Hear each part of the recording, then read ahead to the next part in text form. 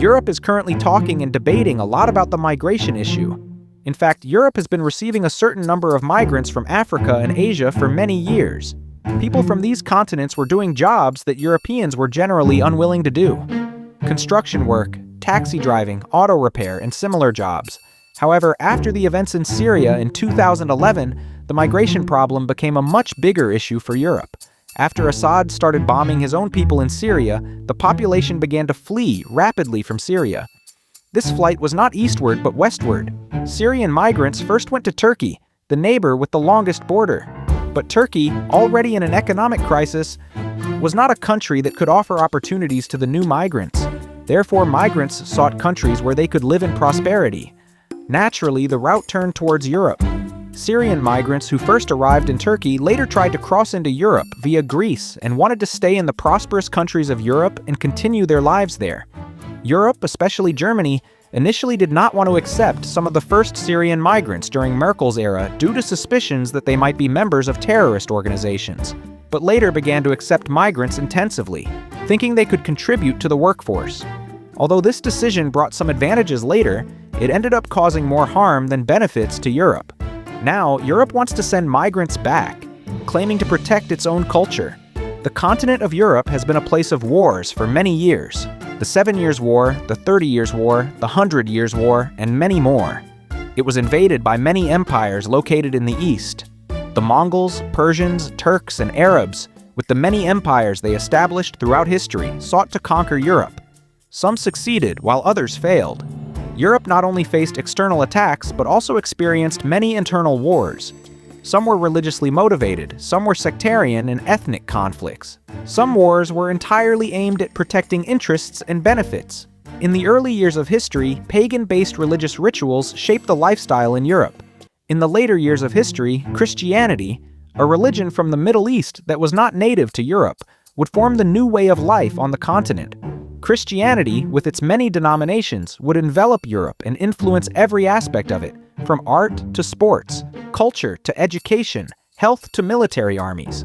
Christianity came to Europe in the 1st century, AD, emerging in the Israel and Palestine region under the rule of the Roman Empire. The spread of Christianity in Europe gained momentum, especially after the migration period. During this time, Germanic tribes spread across Europe and adopted Christianity. So why did Europeans embrace Christianity? Because the miracles and sermons of Jesus gathered a large crowd around him and gained many followers. Paul of Tarsus played an important role in the spread of Christianity, preaching the faith to non-Jewish nations. With the signing of the Edict of Milan by Roman Emperor Constantine, Christianity was legalized and began to spread throughout the Roman Empire. Although Christianity remains the dominant religion in Europe today, it is gradually losing its influence. Atheism is rapidly growing in Europe. Especially young people are not as devoted to their religion as their parents. Christianity no longer occupies the central place in the lifestyle of Europeans as it once did. There are, of course, many different reasons for this. According to European politicians, one of these reasons is the intense influx of immigrants coming to Europe. Immigrants have changed not only the culture but also the direction of politics and politicians in many ways in Europe. Before 2011, far-right parties and leaders in Europe received very low votes in elections and could not come to power. European countries were reluctant to invest in weapons in the defense industry and preferred to increase social welfare to keep their people living in prosperity rather than investing in these areas. After the events in Syria in 2011, the intense migration flow towards Europe deeply affected the continent. In 2022, Russia's invasion of Ukraine triggered a new wave of migration, plunging Europe into a difficult and complex process. Until now, European countries preferred not to invest in the defense industry. This was because the US played a protective role over Europe. With the policy called Pax Americana, European countries preferred American products in the defense industry, and in return, they were under the protection of the US and had no doubts about defending their countries. On the other hand, they did not face any problems with energy thanks to natural gas imported from Russia.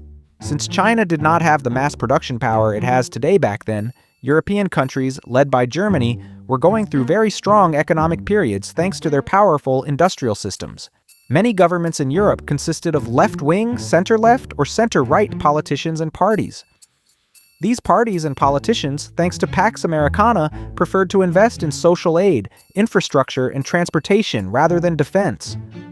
European countries, already strong in industry and led by Germany, wanted to revolutionize their industries. They aimed to transition to a green economy, with the claim of causing less harm to and protecting the environment. They wanted to make some changes in industry, automotive, and agriculture, such as closing nuclear plants and coal operations, banning gasoline and diesel vehicles on highways by 2030, accelerating the transition to electric vehicles, and reducing the number of cattle due to claims that cows emit too much methane gas. Of course, not every European country accepted these demands. For example, it was impossible for France, which generates 67% of its electricity from nuclear energy, to accept such a thing all of a sudden. On the other hand, it was very difficult for the Netherlands, one of the first countries that come to mind when it comes to agriculture, to agree to reduce the number of large livestock. While Europe was debating these decisions internally, some developments unfavorable to Europe were occurring in world politics. In 2011, Syrian leader Assad became very angry at the opposition rising against him in his country and began bombing his own people. With Russia's support, Assad wanted to push the opposition out of the country. This would mark the beginning of the migrant influx to Europe. Europe, which relied entirely on America for border security, military, and defense industry, did not know what to do in the face of the sudden influx of migrants. Initially, the solution was to treat Turkey, a neighbor of Syria, almost like a buffer zone, keeping migrants primarily in Turkey and selecting those who could be beneficial for Europe to participate in the workforce in their countries. In fact, this plan was not initially unsuccessful. The European Union provided financial aid to Turkey in exchange for keeping migrants on its soil and managed to partially stop the influx of migrants. However, due to Turkey's poor economy, despite the aid from the European Union, it could not provide adequate assistance to the refugees. Therefore, although refugees managed to escape from the war environment in Syria to Turkey, they did not want to stay in this country. They wanted to cross into Europe and go to European countries living in prosperity. While migrants were trying to cross into Europe, many incidents violating human rights occurred. The Greek government tried to sink the boat carrying migrants in the middle of the sea and left the migrants to die. Migrants stranded in the middle of the sea were rescued by Turkish border security forces. Despite all kinds of interventions, migrants were determined to cross into Europe. The increase in these incidents and the growing number of migrants in Europe each year led to a rise in the far right in Europe. Not only in politics, but also in society, the attitude towards migrants became increasingly harsh, and there was a growing desire to send migrants back to their own countries. Sometimes this was done through protests, and sometimes by raiding neighborhoods where migrants lived densely. Very harsh incidents against migrants began to occur. For example, in Hungary, a journalist tripped a refugee trying to escape with a child in his arms live on air. In many European countries, swastikas were drawn on the walls of mosques, and pig heads were thrown at the doors of mosques. So why did Europeans not want migrants? There are many reasons for this. Migrants trying to cross into Europe clashed with Europeans in many ways. They did not dress like Europeans, nor did they live like Europeans. Women wear headscarves, men have very long beards, and there were differences in their perspectives on women. While Syrians preferred women to stay at home and take care of the children rather than participate in the workforce, women hold an important place in the working life in Europe. Almost all Syrians are Muslim, whereas Muslims make up only 2% of the population in Europe. Since Syria hosts many terrorist organizations, European countries were concerned about terrorists entering Europe disguised as migrants from Syria. In fact, they were not entirely wrong about this, because after 2011, many terrorist incidents linked to Muslim immigrants occurred in various European countries. Europe, already struggling with the issues caused by immigrants from Syria, was dealt another blow from Russia. When Russia began invading Ukraine in 2022, millions of Ukrainians started fleeing their country. Like the Syrians, Europe became the destination for Ukrainians. Europe was forced to accept migrants. This led to a significant rise of the far right in Europe. In many European countries, far-right parties and figures began to achieve very high vote shares. Many far-right party leaders became popular among young people. Far-right figures oppose the policies of left and center-left parties in government. They oppose the green economy and do not want nuclear reactors to be shut down. They demand increased investments in the defense industry and the military. They want immigrants to be forcibly deported if necessary. They want border security to be increased and, if needed, a wall to be built at the border. The policies of European leaders before 2011 changed significantly after 2011. Giorgia Meloni came to power in Italy. In France, Marine Le Pen narrowly lost the election but achieved a very high vote share. In Germany, Alice Weidel helped her party AfD reach its highest vote share in history. In Austria, the leader of the Freedom Party of Austria, Herbert Kickl, won the election, and for the first time in Austrian history, a far-right government came to power. Spain announced that it would not allow illegal immigrants coming through Morocco. Greece decided to build a wall on the Turkish border. Bulgaria decided to cooperate with Greece in combating illegal immigrants. Hungary announced that it would not accept new illegal immigrants and would forcibly send back those currently present if necessary. Of course, this was not the only area where Europe was harmed. Europe was shocked by Russia's invasion of Ukraine, because the war, which had long been distant from Europe, was now right on Europe's doorstep. Russia's invasion of Ukraine is challenging Europe in many ways. One of these is the arrival of millions of Ukrainian refugees in Europe. Another problem is that with Europe starting to impose sanctions on Russia, the Russian natural gas that Europe has used for years is no longer coming as before. Russia possesses rich natural gas reserves. For years, Russia maintained its economy by selling natural gas to European countries. Thanks to Russian natural gas, Europe kept its industry strong and provided its people with easy access to cheap energy. However, since 2022, this relationship is no longer the same, and with the continuation of the war, it is clear that it will not continue as before. While Europe searched for alternatives to Russian natural gas, Russia sought new markets instead of Europe. For Europe, the new alternatives became liquefied natural gas imported from the USA, as well as supplies from Norway, Azerbaijan, Turkmenistan, and Turkey. Although LNG from the USA is expensive, Europe has few options. After many years of Pax Americana, Europe has also started to rely on America for energy. Meanwhile, Russia began exporting its natural gas not to European countries but to China and many countries in the Middle East. However, China was aware of this situation. Knowing that it had become difficult for Russia to export natural gas to Europe and that it was now the largest market for Russia, China purchased natural gas from Russia at a lower unit price than the gas Russia sold to Europe. This clearly meant a loss for Russia, but it had no other choice. In other words, although neither side wanted to end this long-standing relationship, the war forced it. China's purchase of Russian natural gas at a cheaper price than Europe further accelerated China's already growing industry. China had begun to reap the benefits of the technology and infrastructure investments it had made long ago. China made such a breakthrough in mass production that within a few years it disrupted the entire electric car market. Many Chinese brands started to surpass European brands. European brands could not keep up with China's mass production speed. Many famous and strong brands complained about this situation. But China had no intention of stepping back in this regard. They had already begun to dominate the market in many countries. Now, the number of Chinese-branded vehicles on the roads in many countries had surpassed their European counterparts. The victory of far-right figures in elections across many European countries was affecting not only the countries where they were elected, but also the European Union as a whole. The United Kingdom had left the European Union in 2020 with Brexit. The UK's departure from the EU and its pursuit of independent foreign policies influenced far-right leaders in Europe. Many far-right leaders running in elections claimed they could take their countries out of the European Union. They argued that their countries should develop foreign policies independent of the EU, and that only their own citizens should decide the future of their countries. The recent US elections also contributed to the rise of the far right in Europe. The victory of Donald Trump in the 2024 US elections and the inclusion of Elon Musk in his team further accelerated the far right in Europe. Especially after Elon Musk bought Twitter, which he later renamed X, he made many statements about European politics and far-right figures through this platform. He discussed European politics on X with far-right candidate Alicia Weidel and criticized the current state of Europe. He advocated for tougher policies against immigrants alongside Hungarian Prime Minister Viktor Orban. Elon claimed that Europeans were hesitant to have children and warned that if they did not have more children, Europe and European values could disappear in the future. Elon Musk's stance was not well received by left-wing and far-left politicians in Europe. A boycott campaign had started against the electric vehicles produced by Tesla, owned by Elon Musk, and this boycott was quite effective.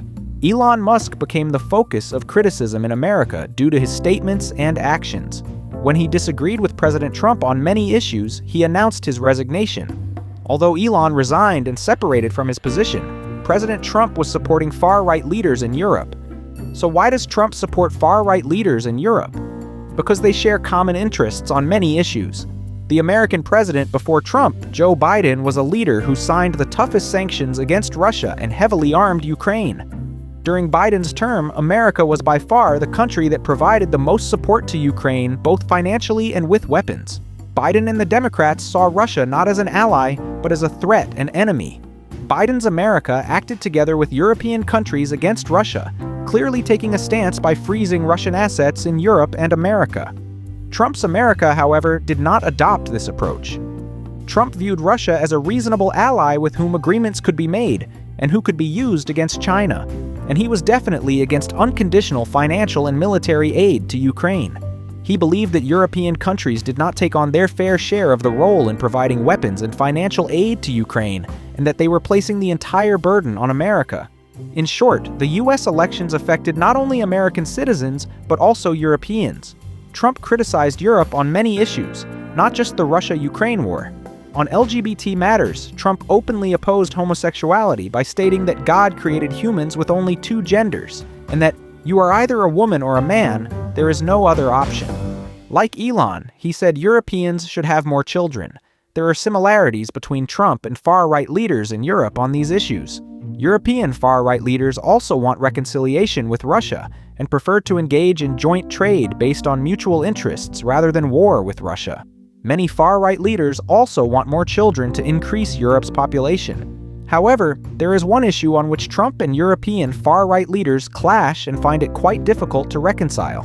Trump claims that Europe is the biggest thief and has never treated America fairly. When Trump took office, he started a tariff war against China. However, the tariff war initiated by Trump was not only against China, but also against the European Union and almost the entire world. The new tariffs imposed by Trump are quite challenging for European countries. Although European far-right leaders agree with President Trump on many issues, the new tariffs also pose difficulties for them. They believe these tariffs were unfair. President Trump, on the other hand, believed they were quite fair.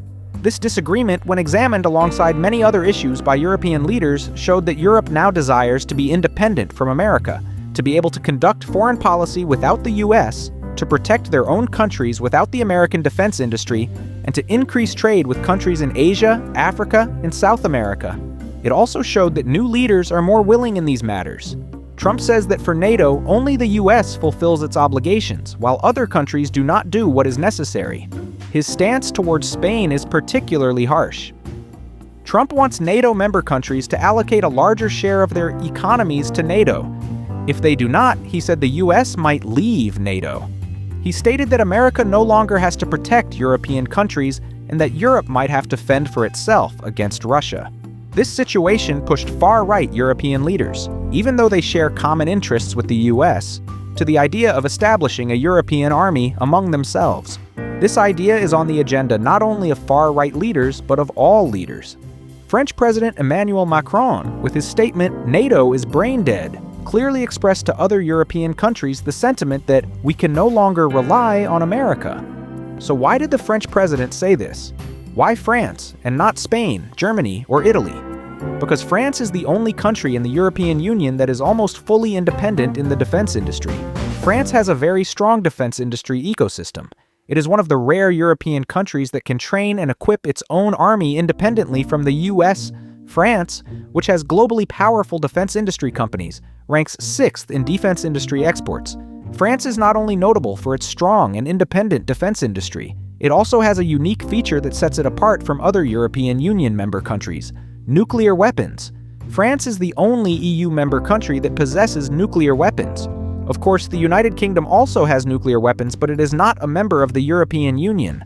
Therefore, it is no coincidence that French President Emmanuel Macron made this statement among the EU member countries. The possibility of the US withdrawing from NATO is a serious problem for Europe, because the US is not just any member of NATO. It is by far the strongest country and the one that allocates the most financial resources.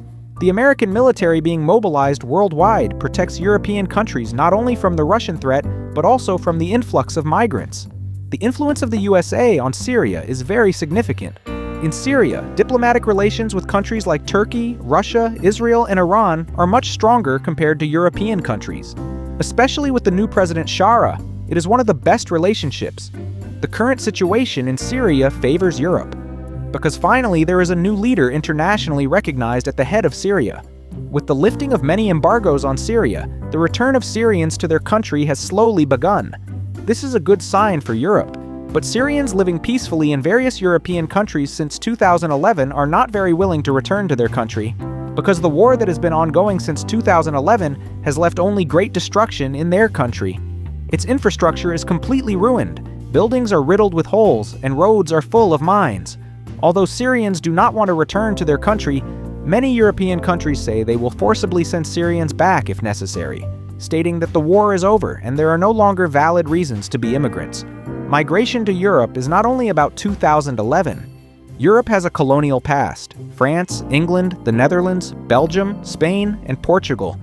These countries, which marked the 18th and 19th centuries, owe a significant part of their current wealth to their past colonial activities. Today, two languages dominate in the countries located on the South American continent: Spanish and Portuguese. More than half of Africa's population speaks French. Many people living in Africa and South America also want to migrate to Europe.